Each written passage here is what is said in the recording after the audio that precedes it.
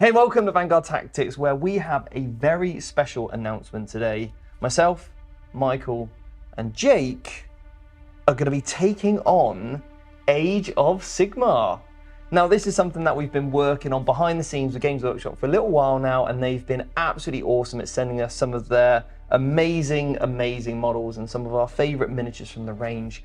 And yeah, it's a real pleasure to bring this alongside everything else we do here at VT, like the boarding actions, 40k obviously, but we want to take a bit of a unique approach on Age of Sigmar.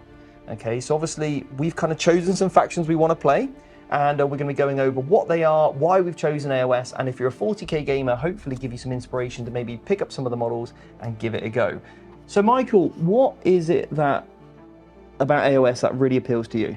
For me, Age of Sigmar is a universe that I've really wanted to play in for a very long time.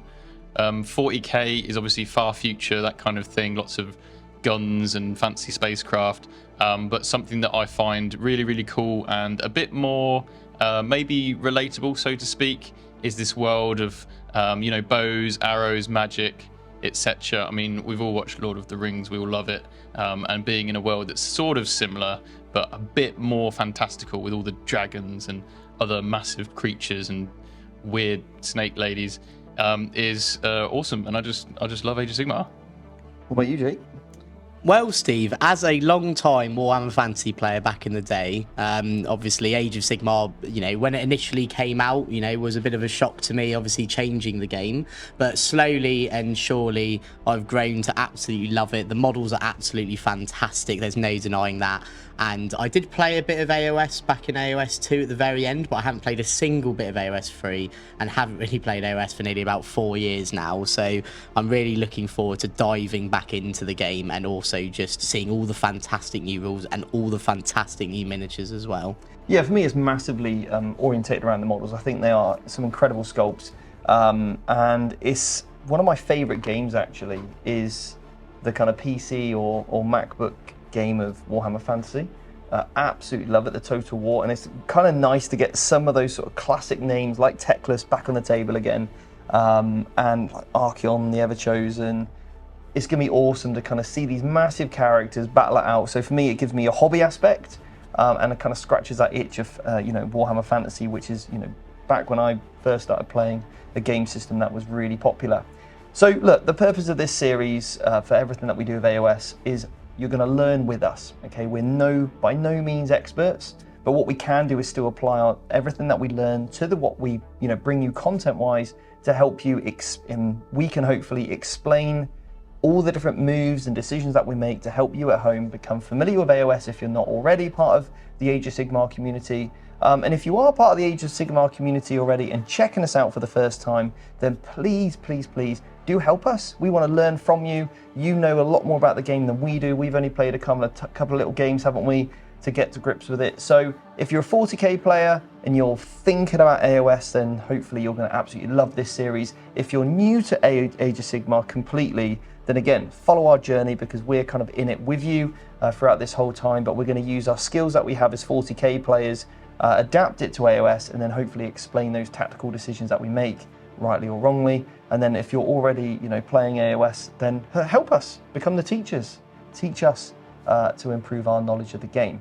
So we're going to go into why we've chosen the factions that we have. I'm going to interview you one by one. Okay. And that's going to be coming up next. So, Stephen, let's obviously start with you. Okay. So what faction have you gone with and why have you chosen to play it and collect it? So Sorry. So for me, the faction that I've chosen is the Lumineth. And I purchased the Lumineth kind of starter box when it first came out a couple of years ago now, and I just wanted to paint some of the models. I think the miniature range looked awesome, and at the time it was quite a small miniature range, and they in GW have really kind of flushed that out now. And yeah, so I'm going to be taking on the Lumineth. One of my favourite miniatures is that kind of swirling fox, so definitely want to kind of include that. But for me, yeah, the Lumineth is going to be the faction I'm going to play.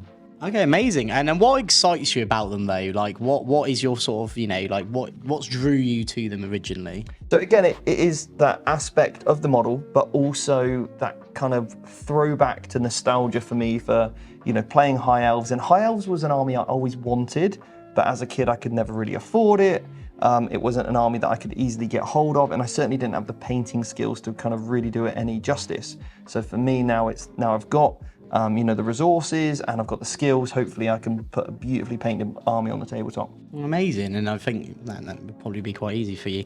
How do you think they play? Obviously, I don't know if you've read much of the battletomes, obviously, that they have, or seen any games of them, but how do you sort of think they're going to play? Do you think they're going to play similar to what you're playing in 40k, or do you think they're going to be completely different? Yeah, so obviously, I play a lot of Space Elves. Yes, you do. I play a lot of Eldar, and they're very similar in terms of, using really fast units, then also kind of invigorated or enhanced or buffed up by psychic powers. So I think that's going to be a core mechanic of the army. I can see that all the different units have psychic powers that can really help trigger sort of certain abilities or, make them more efficient or more deadly. So there's certainly some, double move kind of shenanigans that I was used to playing Eldar. But yeah, for me, it's got some really nice correlation with Eldar. So I think hopefully they'll be able to play synergistically with what I'm used to. Yeah, fingers crossed, eh? Obviously, sub-faction wise, obviously something we were aware of in Age of Sigmar is there is a very similar aspect in 40k, which is the sub-factions. Yeah. Have you got any that you're sort of looking at as a part of the Lumineth that you're going to try out, or is it just going to sort of be a case of, you're just going to stick with one and go all the way? So one of the ones that I've been looking at really revolves around kind of the Stone Mage, the Mountain, and the Alarith kind of stone guard as well. And for me, I really love those miniatures. There's just something about them with the big cloaks. I love the massive cow mountain, so I want as many cows as possible. And I believe there's a sub-faction actually that really lends itself to them, where it makes all of the stone guard core, or like, basically troops as we're kind of used to in 40k or battle line. So that for me is kind of what I'm going to be leaning into. Or if I go down the Flying Fox route, then maybe something a little bit more shooty where I get some extra shots. Yeah, which is obviously, pretty cool. In terms of obviously model range, obviously we've spoken about the models a lot, you did. Have you got 3 sort of favourite models / units you're going to be definitely including in your Lumineth force? Well, like I said, I love the cows. I've got to get me some stone cows. The stone guard, absolutely. Then it is either the Flying Fox or maybe just some of the cavalry. I think the cavalry models look awesome with the spears. Kind of really remind me of like Shining Spears. So yeah, definitely some of those. Nice one. And then obviously finally, looking a bit more to the future with Age of Sigmar here on the channel, is there any other factions that maybe tickle your fancy, or? Yeah, I think for me, it's got to be this one right here. Morathi? Morathi, well, yeah. Dark Elves and High Elves don't like each other, Steve. Yeah, I know, but they're just... Again, Morathi as a model is probably one of my favourites. Just the sculpt of it, just everything about this is awesome. So for me, and I love combat, as you well know. Yeah. So I think, playing like a really heavily combat-based army, which is quite fast, hopefully got some tricks in there, definitely is going to lend itself to a playstyle I know I'm going to enjoy. Oh, amazing. Well, obviously, thanks for that. And let's obviously see what everyone else thinks about the armies. So, Jake, what army are you going to be taking in our Age of Sigmar debut? Well, Steve, I've gone with the Slaves to Darkness. Okay. So obviously headed by the head honcho Archeon himself. Yep. Obviously as a long-time player of Warhammer Fantasy, as I said, Warriors of Chaos were one of the armies that I really liked. But I just hated all of their models because they were all very undynamic and didn't have a lot of poses. A few years ago when I was playing AOS 2, they actually did release the initial redo of their box. They were good. Yeah, they looked amazing. And the problem was you only could have those models. They didn't really do any multi-parts or anything like that. So for years, in fact, we were just left with those. Now, obviously, we've just entered this new time. They've just had a really big release. And what a release it is. Yeah, and all of the models just look incredible. They've added new stuff, and I just had to go with them when it was given the option to me of, what did I want? We've gone with the Slaves to Darkness here. So awesome. So you've kind of touched on maybe some of the reasons why you wanted to, play the Everchosen. In terms of play style, what do you think they're going to play like? Well, I I sort of hope they play very similarly to like a Chaos Space Marine sort of army. If we were to compare it to something like 40k, you know, quite durable, obviously, because they have lots of, you know, armor and shields and everything. But at the same time, uses those sort of individual aspects of Chaos itself. So obviously all the different marks. Obviously you've got Archeon as well, you know, which is quite cool. So you've got some cool beasts in all these different types of units. So I hope they have, you know, a pretty sort of durable play style, but also mainly some more tricks. combat, do you think? Yeah, we've got to get stuck in, right? You know, this is the whole point. This is the game with swords and shields. So, yeah. Okay, nice. And is there any kind of particular sub-faction you've been looking at? Yeah, so obviously, again, alluding to it, obviously I've made a big point that Archeon is one of my favourite models.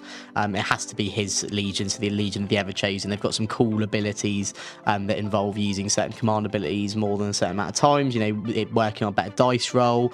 Obviously, the other one as well is... Get another banner. Yeah, another banner as well, so they've got a few cool relics involved in there, so they can, you know, depending on what mark you are, you can get different benefits from your banners. Yeah. And then obviously, you know, the only other one I would be looking at is the Legion of the First Prince. Bellacor's Legion. Yeah, which is because we have Be'lakor, and you know he is cool as well. So you know, so again, a few choices there, but yeah, they're the sort of two I'm more leaning towards. And I think with Be'lakor, where you're able to pick the mark you want for your units, I think that's kind of cool, and I think something that will be really interesting in the hands of a good player.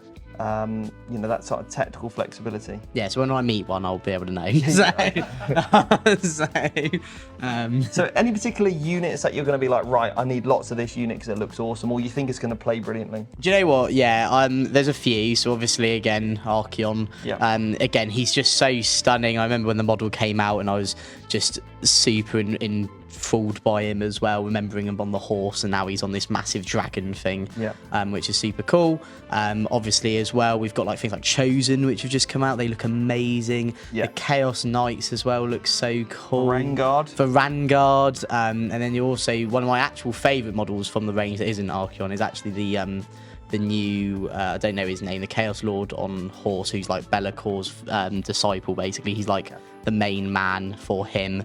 And like the Master of Blades, I think, something like that. Yeah, something like that. Eternus, that's it. Yeah, and he is amazing. He you know, and I think that again, I've always said that AOS have the better models, in my personal opinion, because I'm a massive fan of that universe. Yeah. And you know, so to see that and getting to use all of them is going to be awesome. Cool. And is there any other factions that you might consider playing later down the line? Yeah, so obviously, again, from Warhammer Fantasy, my main army was Ogres, and they've been given a lot of love in the this new realm and world they live in.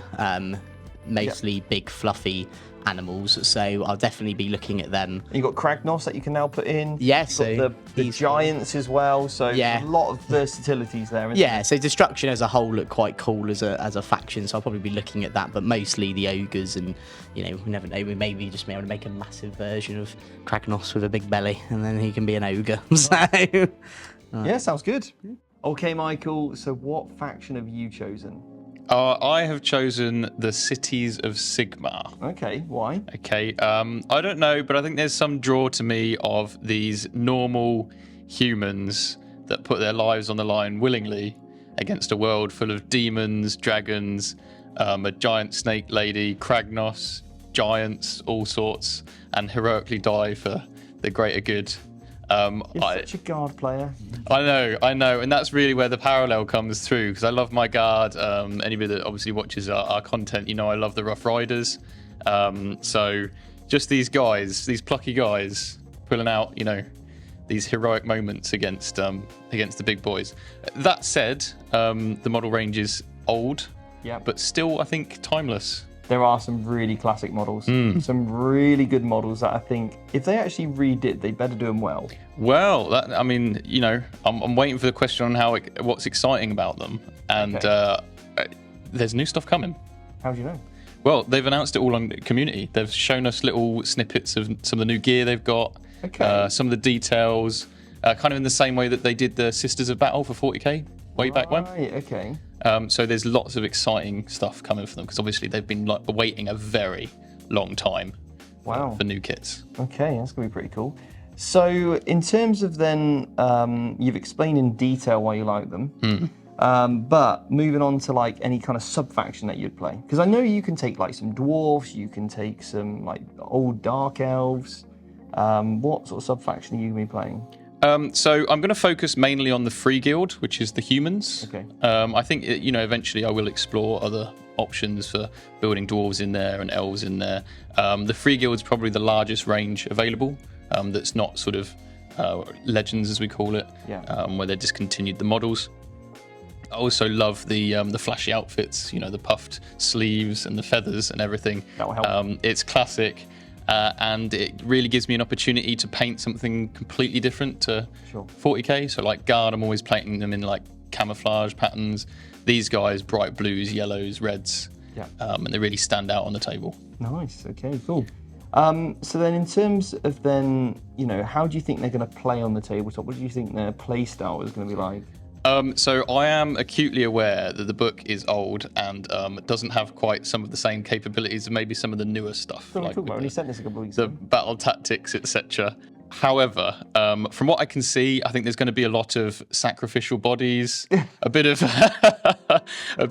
acceptable losses, but trying to gain some wins in certain places, picking my fights.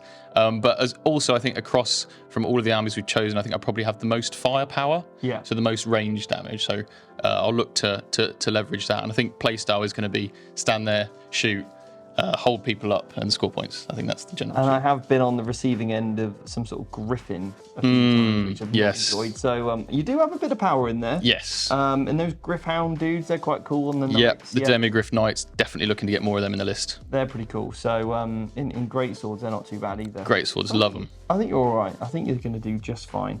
So is there any other kind of factions that you might explore in the future? I am looking at doing Sylvaneth. Okay. I love trees. Trees are great, aren't they? So why not have an army that is trees and goes and kills things, right? Fair enough, yeah. And they're like Kurnoth Hunters, some of the coolest models like in the game. Yeah. I love the Lady of Vines as well. And they've got lots of shenanigans and tricks that are quite different to any army I've played in 40k or Cities of Sigmar. Yeah, and I think that's what the great thing. I think this playing in AOS is going to really give us like a unique experience of maybe some, stuff that's familiar. Yeah.